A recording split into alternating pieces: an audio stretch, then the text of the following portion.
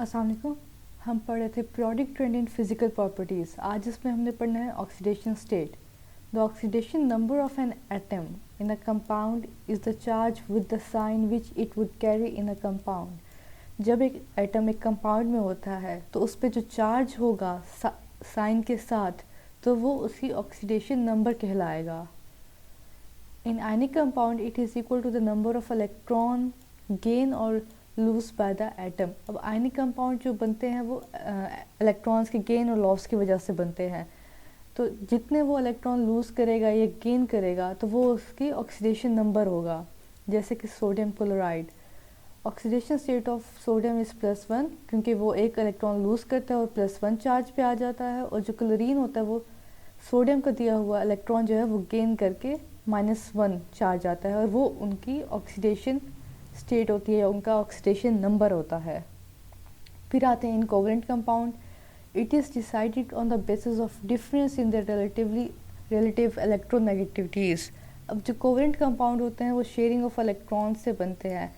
अब उनमें जो एटम्स होते हैं उनके दरमियान जो इलेक्ट्रोनेगेटिविटी का डिफरेंस होता है उस बेसिस पे उनकी ऑक्सीडेशन स्टेट होती है। जैसे इसमें SnCl4 में is a covalent compound in which oxidation state of Sn is +4 and chlorine is -1 in free state। In free state जब मतलब एटम किसी कंपाउंड में नहीं होता, जब इसका अपना मॉलिक्यूल है, इसमें भी ये फ्री स्टेट में है सब। फ्री स्टेट में ऑक्सीडेशन स्टेट ऑफ एलिमेंट जो है वो 0 होती है।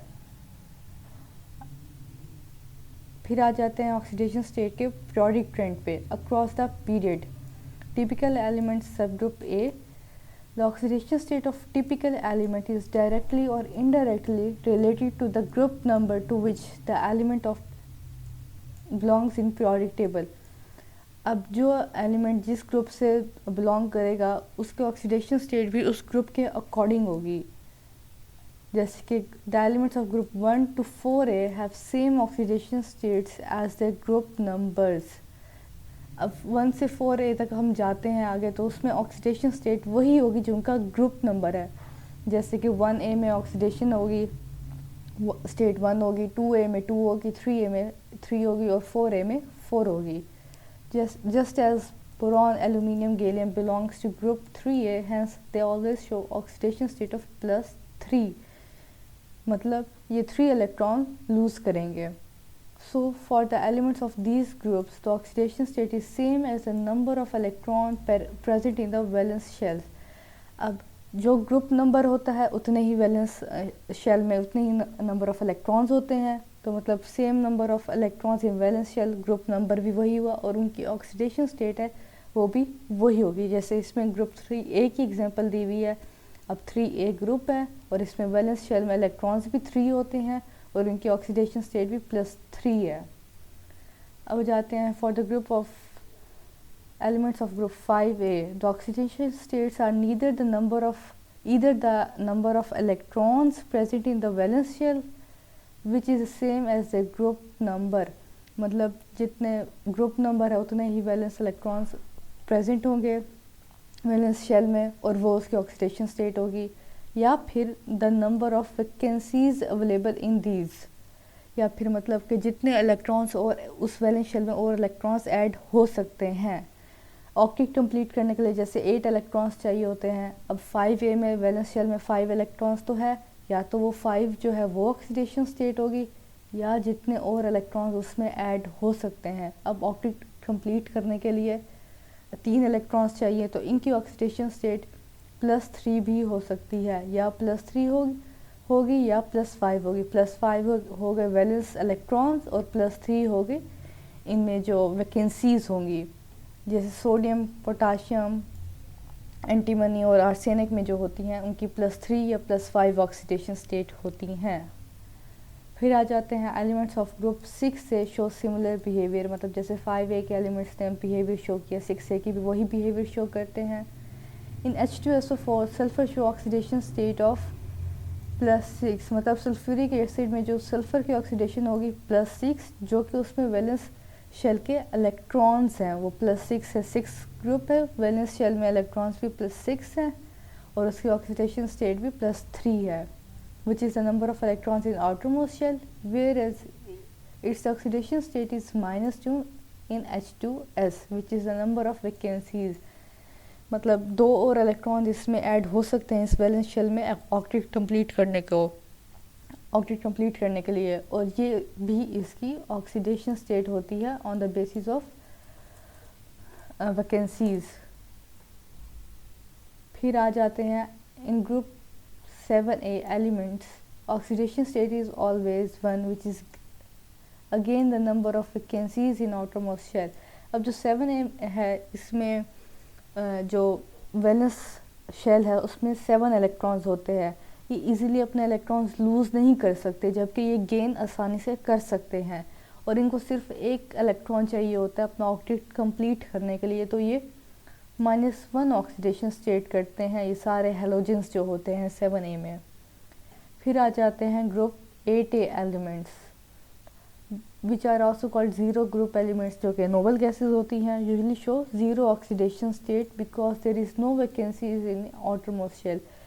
जो 8A होते हैं इनका ऑक्टेट जो होता है वो कंप्लीट होता है, इनका वैलेंस शेल कंप्लीट होता है, इनको और इलेक्ट्रॉन की ज़रूरत नहीं होती, जिसकी वजह से ये लीस्ट रिएक्टिव भी होते हैं और इनकी ऑक्सीडेशन स्टेट ज़ीरो होती है, क्योंकि ना ये गेन करते हैं ना ये आसानी से लूज़ करते हैं इलेक्ट्रॉन्स। फिर आते हैं ट्रांजिशन एलिमेंट्स सब group B. Transition elements which are shown in B subgroup of the periodic table also show the oxidation states equal to the group number, as it can be seen from copper 1B से वो belong करता है, zinc 2B से, vanadium 5B, chromium 6B and manganese 7B से belong करते हैं। तो इनकी ऑक्सीडेशन स्टेट भी इनके ग्रुप नंबर के अकॉर्डिंग होगी, जो इनका ग्रुप नंबर होगा वो इनकी ऑक्सीडेशन स्टेट होगी, जैसे कि 1 to 4A ग्रुप में हुआ था, यहाँ B सब ग्रुप के साथ भी यही केस है। But due to greater number of valence electrons in available in partly filled d orbitals, these elements usually show more than one oxidation state in their compound. इनकी जो ऑक्सीडेशन स्टेट होती है वो बहुत सारी होती हैं, एक ये स्पेसिफिक शो नहीं करते, इनकी +7 तक जाती है मैक्सिमम ऑक्सीडेशन स्टेट, +2 से लेकर +1 से लेकर +7 तक इनकी ऑक्सीडेशन स्टेट्स जाती हैं, क्योंकि इनमें d ऑर्बिटल बॉन्डिंग में s ऑर्बिटल्स के साथ d ऑर्बिटल्स के भी इलेक्ट्रॉन्स जो है वो बॉन्डिंग में पार्ट करते हैं, जिसकी वजह से इनकी ऑक्सीडेशन स्टेट वेरी करती हैं compound to compound. Down the group, due to same outermost shell electronic configuration, the elements of same group have same oxidation state. जैसे पहले ग्रुप को डिस्कस करते हुए बताया था कि जो ग्रुप्स में जितने भी एलिमेंट्स होते हैं एक ग्रुप में उनकी जो इलेक्ट्रॉनिक कॉन्फ़िगरेशन होती है वैलेंस शेल की वो सेम होती है। जैसे 1A ग्रुप में सबके वैलेंस शेल में 1 इलेक्ट्रॉन है, 2A की ग्रुप में सबके वैलेंस शेल में 2 इलेक्ट्रॉन्स है, तो उनकी ऑक्सीडेशन स्टेट भी एक ग्रुप के मेंबर्स की सेम होती है। जैसे 2A के सारे ग्रुप मेंबर्स की 2 ऑक्सीडेशन स्टेट होगी, 1A के सारे ग्रुप मेंबर्स की 1 ऑक्सीडेशन स्टेट होगी। फिर आगे आ जाते हैं हम इलेक्ट्रिकल कंडक्टेंस पे। Electrical conductance, ability to conduct electricity is the most familiar property of metals. This property is due to presence of loose electrons in outermost shell of an element. जो loose electrons होते हैं उनको वो जो element होता है वो easily loose कर देता है, और उन लॉस ऑफ इलेक्ट्रॉन्स की वजह से जो है इलेक्ट्रिसिटी पास होती है, और वो जो इजीली पास करते हैं इलेक्ट्रिसिटी को वो मेटल्स कहलाते हैं। These electron can move easily in solid lattice. अब जो इलेक्ट्रॉन वो लूज़ करेगा वो इजीली सॉलिड लैटिस में मूव करेंगे, वो फ्री इलेक्ट्रॉन्स कहलाएंगे, और इनकी वजह से हीट और इलेक्ट्रिसिटी कंडक्ट होगी। अब इलेक्ट्रिक कंडक्टेंस के पीरियोडिक ट्रेंड पे आते हैं।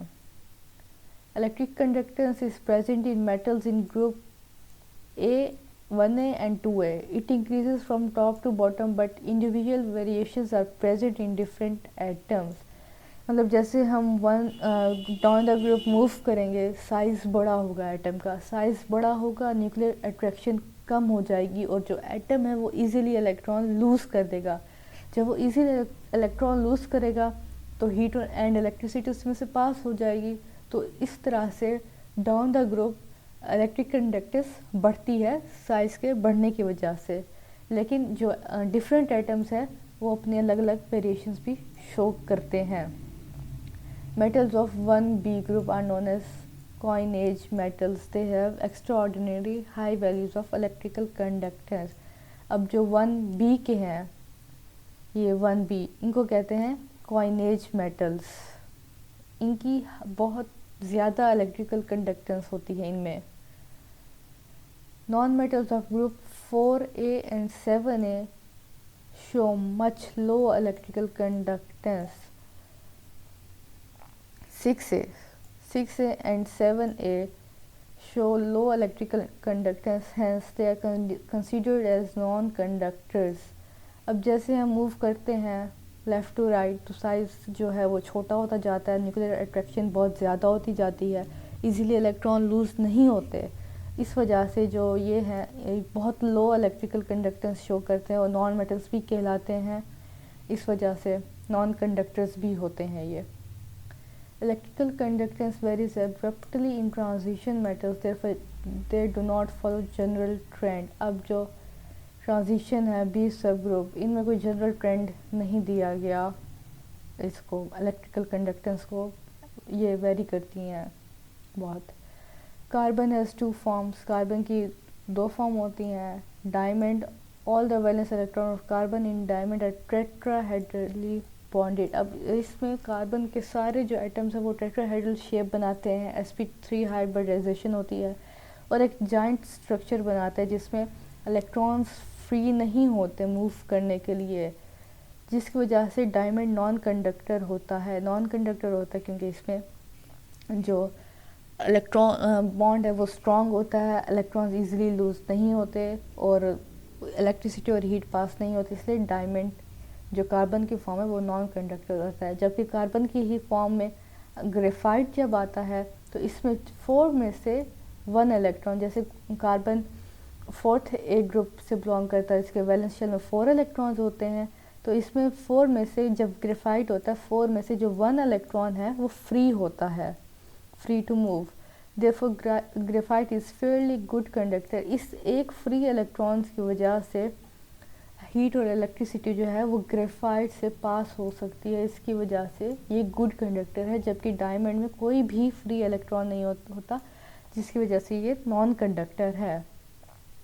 Lower elements of 4a are tin and lead. They are fairly good conductors. We can compare their electrical conductivities with the elements of group 1a. 1a जो है वो भी बहुत अच्छे मेटल्स होते हैं और इलेक्ट्रिसिटी और हीट को पास होने देते हैं। और जो 4a के जो लोअर एलिमेंट्स है, मतलब जब उनके लोअर एलिमेंट्स में उनका साइज़ बड़ा हो जाएगा तो वो इजीली इलेक्ट्रॉन लूज़ कर सकते हैं और अच्छे इलेक्ट्रिकल कंडक्टेंस बन करते हैं, अच्छे इलेक्ट्रिकल कंडक्टेंस करते हैं, तो इनकी जो प्रॉपर्टीज़ है वो 1a से हम कंपेयर कर सकते हैं। फिर आ जाते हैं hydration energy. Hydration energy is the heat absorbed और इवॉल्व्ड, या एब्जॉर्ब होगी या इवॉल्व होगी when 1 mole of gaseous ion is dissolved in water to give infinitely dilute solution. जब हम गैसियस आयंस को वाटर में डिसॉल्व करें और वो डाइल्यूट सॉल्यूशन बनाए तो जो हीट एब्जॉर्ब हो या फिर इवॉल्व हो उसको हम हाइड्रेशन एनर्जी कहेंगे। For example 1 mole of gaseous hydrogen ions are dissolve in water, it forms infinitely dilute solution, a large amount of heat is released in this reaction और वो heat hydration energy होगी। जैसे इसमें ये ion है gaseous ion, जब इसको water में हमने लिया, ये गैसियस आयन है और वाटर में लिया हमने तो H3 पॉजिटिव एक्वस बनाया इसने, और जो ये हीट इवॉल्व हुई है, माइनस का साइन है तो मतलब हीट इसमें इवॉल्व हो रही है और ये हीट हाइड्रेशन एनर्जी कहलाएगी। ये हाइड्रेशन है, इसका साइन भी किलोजूल पर मोल है। अब इसके ट्रेंड पे हम आते हैं। Trend in periodic table. Hydration energy depends upon charge to size ratio of ions. Ions के चार्ज टू साइज रेशो पे ये डिपेंड करती है। In groups we have a given set of ions of group 1a। Here charge to size ratio decreases from top to bottom. अब हम down the group जब move करते हैं तो साइज़ तो बड़ा होगा, लेकिन जो overall charge to size ratio होगी तो वो जो है वो डिक्रीज़ होगी, साइज़ बढ़ा, charge to size ratio decrease हो जाएगी। अब डाउन द ग्रुप साइज़ बड़ा हुआ, charge to size ratio decrease हुई, तो हाइड्रेशन एनर्जी भी डाउन द ग्रुप डिक्रीज़ होगी।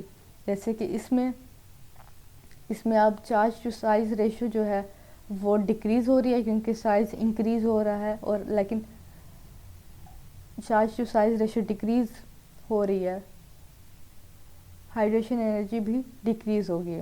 In periods charge to size ratio increases from left to right, therefore hydration energy increases significantly from left to right in a period।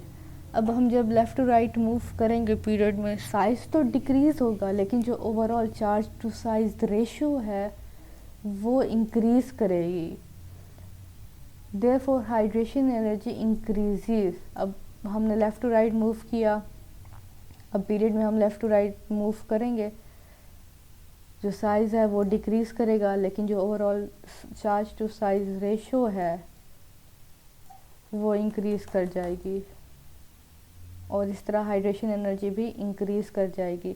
जबकि group में size increase करेगा, charge to size ratio decrease करेगी और hydration energy भी decrease हो जाएगी। It is found in the metals ions of third period. अब ये थर्ड पीरियड के हैं, sodium, magnesium, aluminium third period में आते हैं। अब इसमें जो है चार्ज टू साइज़ रेशो है वो इंक्रीज़ हो रही है क्योंकि साइज़ डिक्रीज़ हो रहा है, वैसे ही हाइड्रेशन एनर्जी भी इंक्रीज़ हो रही है इनमें। ये थर्ड पीरियड के एलिमेंट्स हैं या आयंस हैं इसमें। तो ये था आज का लेक्चर, इंशाल्लाह फिर आगे पढ़ेंगे। अल्लाह हाफिज़।